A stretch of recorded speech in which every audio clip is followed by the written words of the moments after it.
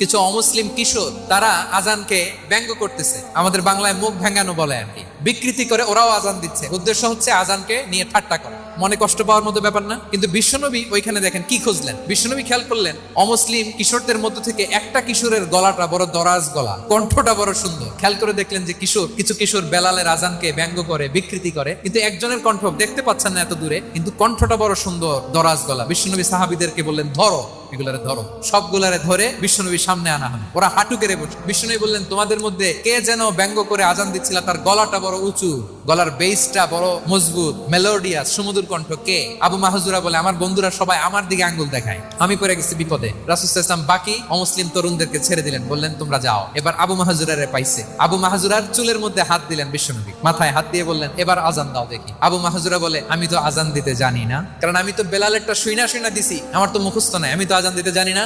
বিশ্বনবী বললেন জানো না?